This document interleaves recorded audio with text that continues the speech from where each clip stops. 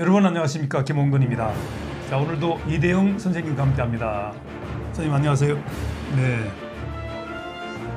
자, 서울시장 야권 단일화는 됐습니다.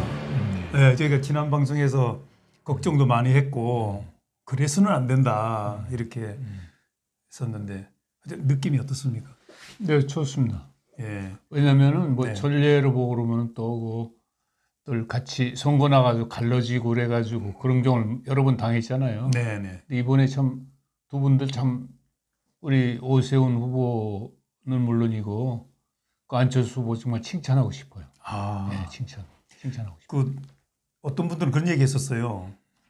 후보 두 분 중에 한 분이 양보를 하면 그분은 대통령이 될 거다 이렇게 얘기를 했었는데, 그러니까 대권 도전으로 우리 모든 국민들이 밀 거다 그랬는데 뭐 그거는 이제 차후 얘기고 우선은 당장 서울 부산이 제1의 도시 제2의 도시니까 결국에는 대권에 얼마나 큰 영향을 주겠습니까? 그렇습니다. 예, 그래서 뭐 저희가 꼭 어디를 편드는다기보다도 지금 대한민국에서 이루어지고 있는 모든 것을 볼 때 균형감이 깨지고 있으니까 예, 균형을 잡아야 되지 않나 그런 생각인데 그렇습니다. 우리 선생님 어떻습니까?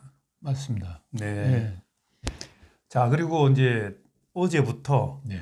65세 이상 코로나 지금 얼마나 그동안 고생 많이 했습니까? 그런 말이에요. 그래서 이제 백신 접종을 아스트라제네카를 아스트라제네카. 예, 이제 하고 있는데 지난번 처음 그 시작할 때 저는 그렇게 생각했어요. 한 나라의 지도자가 대통령이 앞장서서 맞지 않을까 그랬는데 저 이거 참 농담스러운 얘기지만 아니 거길 현장을 갔는데 그 맞는 자리를 접종하는 자리를 누가 갔어요 현장에? 거기 보니까 첫 번째 맞은 분이 여자분이더라고요. 그래서 나는 대통령이 앞장서서 국민에게 감동을 주기 위해서 팔 걷어붙이고 하지 않을까 그랬는데 쳐다만 봤단 말이에요. 그러니까 뭐 국민들이 사실 실망을 많이 했거든요. 그런데 이번에 이제 G7 정상회담도 있고 하니까 아스트라제네카 이제 뭐 그렇게 문제가 많다는 얘기를 하는데도 불구하고 정부에서는 지금 강하게 밀고 나가고 있거든요.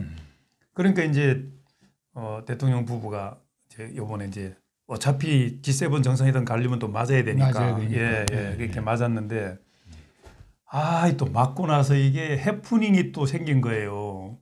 무슨 해프닝?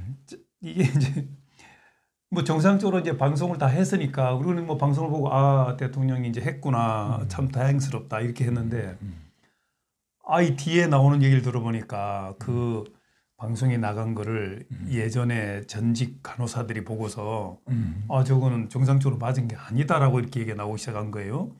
왜? 그러다 보니까 이제 여기저기서 이제 주류 방송은 제대로 했다고 했는데 이제 일부 방송사들이 이제 그때 촬영한 내용을 이제 깊이 있게 관찰을 하고 그러면서 이제 문제가 드러나는 게 뭐냐면 물론 이제 정부 쪽에서는 아니다라고는 하는데 이미 방송으로 보여줬으니까 그러니까 지금 참 해프닝 같은 얘기인데 우리 참 대통령을 두고서 그런 얘기를 해서는 안 되는데 사기쇼라는 말이 자꾸 나오는 거예요. 뭘 어떻게 사기쇼냐? 나도 궁금해서 이렇게 봤더니 그 파티션 뒤쪽에 다른 주사기가 있고 여기서 이제 아스트라제네카 병을 보여준 다음에 거기서 이제 이게 빼가지고 이게 이제 여기 막 뚜껑이 있다 그러면은 아스트라제네카를 이제 여기서 빼고 이걸 이제 파티션 뒤에 갖다 놓고서 그다음에 이제 뚜껑이 달려 있는 다른 주사기를 빼가지고 다시 이제 캡을 분리시킨 다음에 이제 대통령 몸에다 이제 팔에다 놨거든요. 이게 이제 여기서 왜 교체를 했느냐. 그러니까 그게 지금 현직 육군 대위 장교 간호사거든요. 나는 걱정됩니다. 그분이. 왜냐하면 이게 진실이든 아니든 또 휘말리기 시작하면 우리가 왜 무슨 문제가 생기면 뭐 집중적으로 비난하고 하다 보면은 막 이상한 일이 벌어지고 그러잖아요. 이번에도 그럴까 봐 사실 걱정이 됩니다. 지금 이런 현상을 뭐 보시지는 못한 것 같은데 저도 방송으로 봤는데 우리 이대영 선생님 이거 듣기만 해도 어떻습니까? 만약에 그게 사실이라면은 네. 이건 이 간단한 문제 아니죠. 이 대통령과 국민과의 관계는 뭐 어떤 사사로운 관계를 떠나서 말이에요. 네.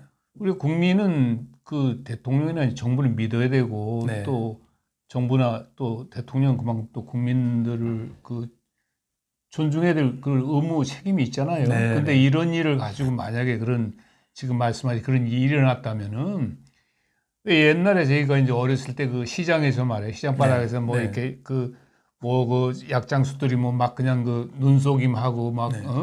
마술 비슷하게 해서 뭐 거짓말 시키고 가짜약 가지고 또 뭐 막 팔고 그런 때도 있었잖아요. 예.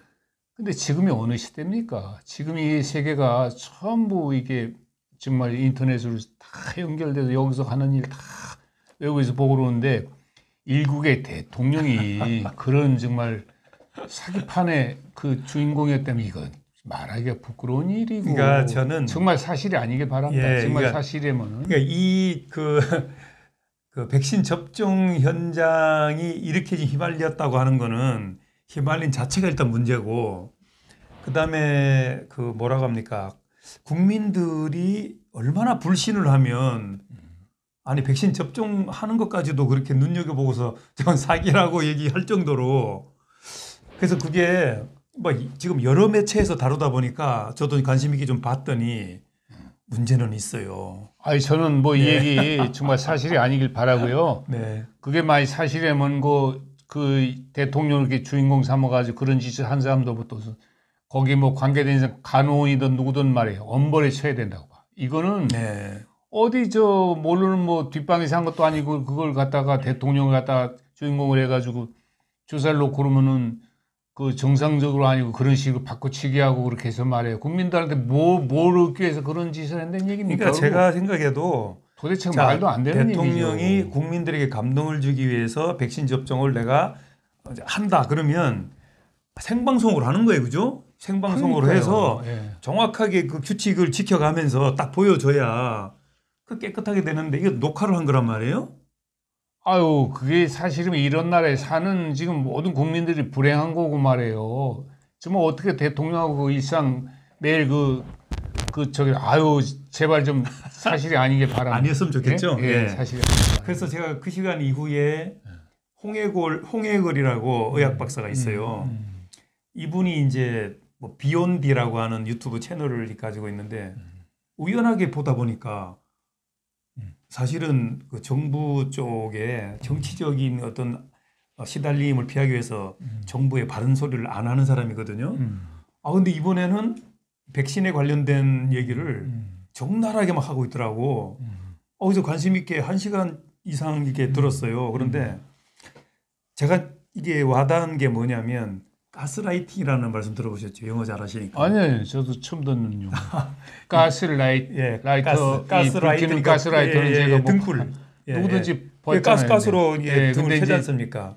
얘기 들어보니까 이제 그런 지능적인 그런 사기, 속이는 거, 임기응변적으로. 그러니까 그거 이제 꾸준하게 하게 되면 세뇌화된다고 하는 거죠. 글쎄, 그게. 그런 간단한 그 사람 눈속임 막 속이는 거. 네. 제가 옛날에 이제 특히 스위스 주네브라든지 뭐 파리고 로마고 말에 가고 그러면은 그렇게 사람들 뭐 이렇게 살짝 속이고 그래가지고 자기들 뭐 이득 취하고 뭐 골탕 먹이고 그런 일이 우리나라에만 있는 게 아니고 뭐 이태리나 이런 데 아주 심해요. 아, 그렇습니까? 심한, 그러면요. 저도 이제 그 옛날에 이제 여행하다가 가족들을 태우고 이제 폭스바겐이라고 이제 독일차 반개처럼 생긴 차 있잖아요. 국민차.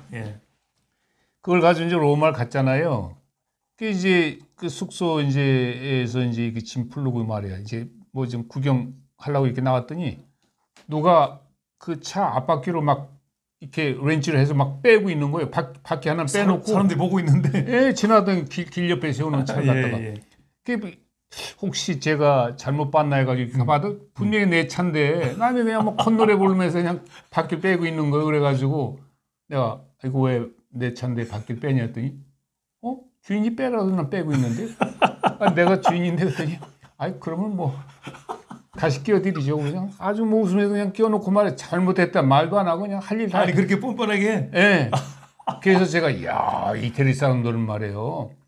이게 우리나라보다도 아주 그 사람 속이고 뭐 눈속이만한 게 이게 뭐 몇 단계 위다 이제 이게 몇십 년 전 얘기거든요. 제가 젊었을 때니까. 여행지 예? 이탈리아 그게 예. 많다는 얘기를 예전부터 그러면요. 많이 들었죠. 예. 그 이태리도 그러고 뭐 유럽에도 뭐 스위스 주네브 같은 데도 이제 제가 여행하면서 이제 그 국제기구 같은 데 말이에요.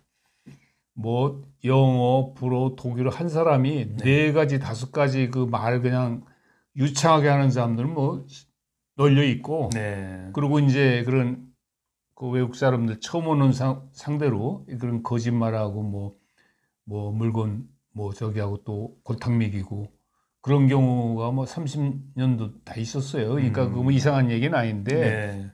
근데 이게 일국의 대통령이 거기에 딱 주인공처럼 해가지고 대통령이 말이야 그렇게 하는 걸 갖다 그렇게 국민들한테 눈속임을 했다? 이건 심각한 문제예요. 그러면 앞으로 사실이 아니었으면 좋겠지만. 아니 그러면요. 예. 그리고 저는 대통령을 그렇게 정말 주인공 해가지고 말이야 그런 연극 가스라이팅을 꾸민 사람들을 엄벌에 처한다고 생각해요. 왜냐하면 이런 일이 습관화되면 어떡하겠습니까 이거 나라가. 예? 국민들이 정신이 돌지 않으면 그걸 어떻게 맨날 그걸 받아주겠나고요. 이거 그래서 이제 제가 화제를 조금 돌리면 지금 대한민국의 경제가 사실은 깔아앉고 있다 그러거든요. 맞아요. 그래서 저도 깔아앉고 있다고 여러 생각해요. 매체를 통해서 보면 우리나라 그 1년 예산이 한 560조 이렇게 되잖아요. 그렇지. 예. 그런데 지금 이게 빚이 200조가 넘는다고 200조. 해요. 예.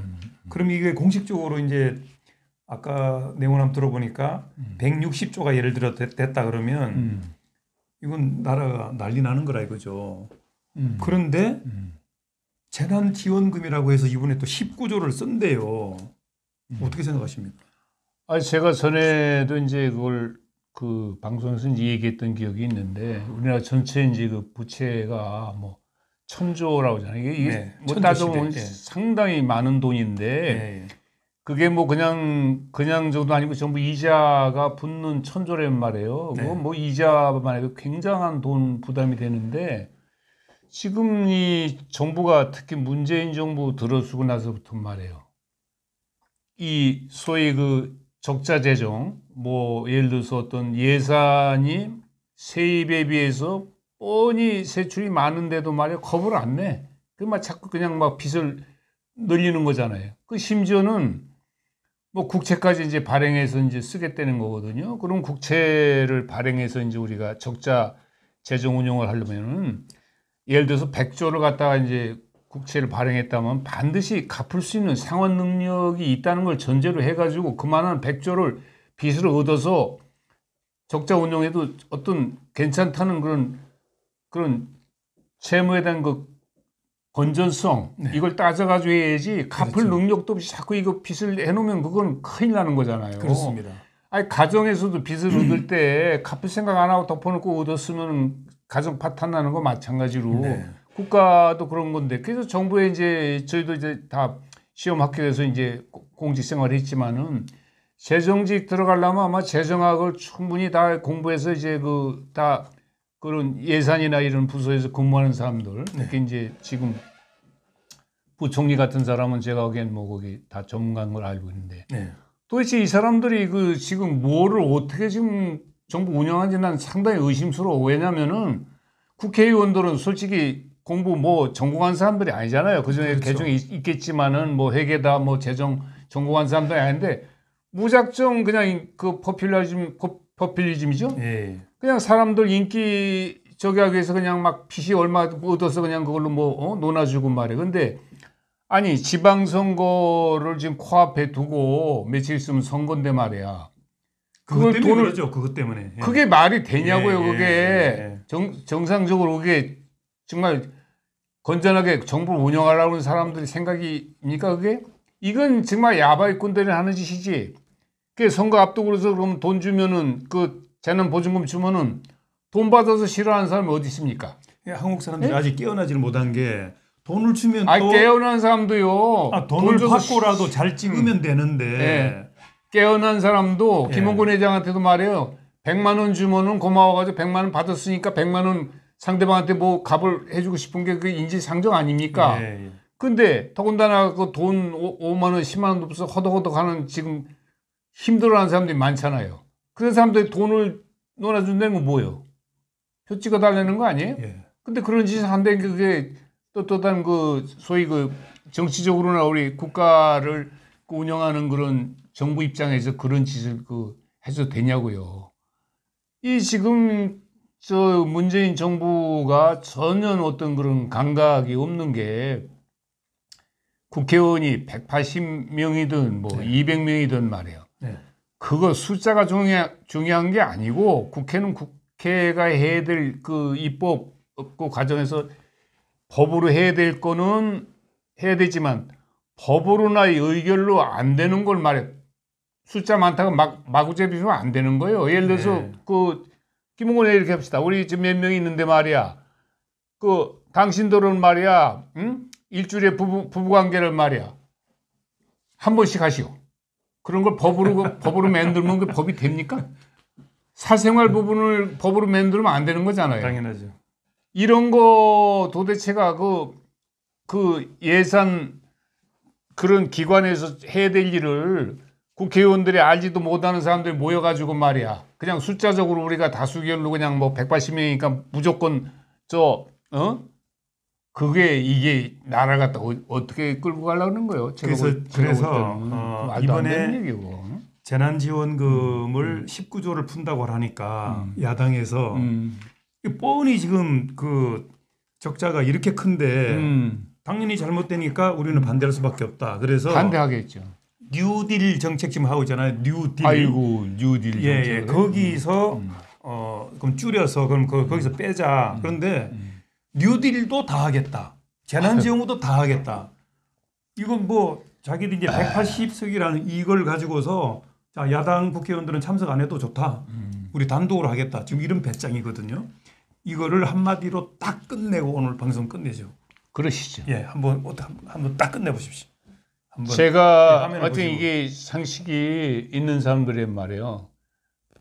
이런 국회의원들은 스스로 내려와야 돼. 벌써 이게 처음이 아니에요. 지금 계속해서 문재인 특히 지난번 4.15 선거 있잖아요. 네네. 국회의원 선거하고 나서부터 하는 짓이 말이야. 전혀 이 법치주의 기본 틀을 그냥 완전히 무시해버리고 말이야. 그냥 숫자가 많으니까 그냥 숫자로 이렇게 하면 된다.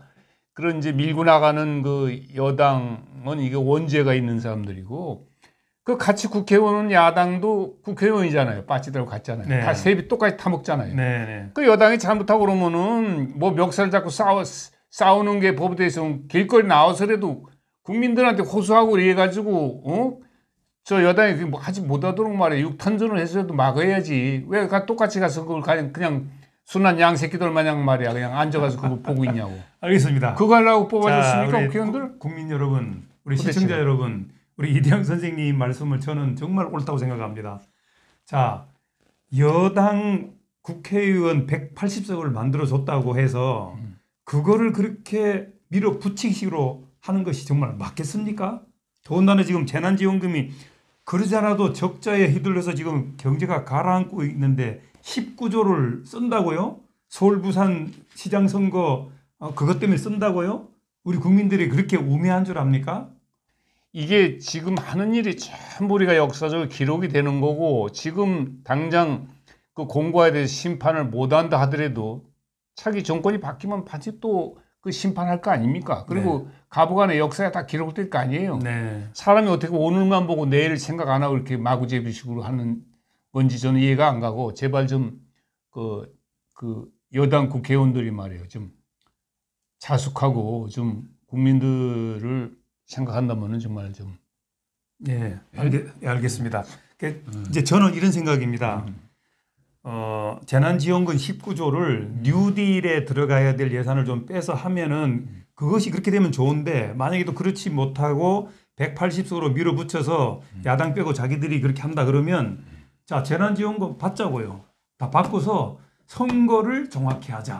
저 옛날에 우리가 일제 시야에 했던 말이야. 안중근 열사나 이준 열사 왜 가서 무슨 그 만국 그 해외한 데 가가지고 정말 그 활복해서 뭐 하려고 그냥 했잖아요. 이런 정말 정의로운 말이야. 지도자들이 나와야 될 것 같고. 응? 우리 이대영 선생님이 젊으면 충분히 할 것 같습니다. 제가 20년만 나이가 빠꾸되면은 내가 가서 신발장에 던지겠다. 아, 그러면 제가 그걸 해야 되겠네요. 해야지. 뭐 하고 있어. 패기도 없이. 예, 시청자 여러분 여기서 마무리하도록 하겠습니다. 여러분 감사합니다.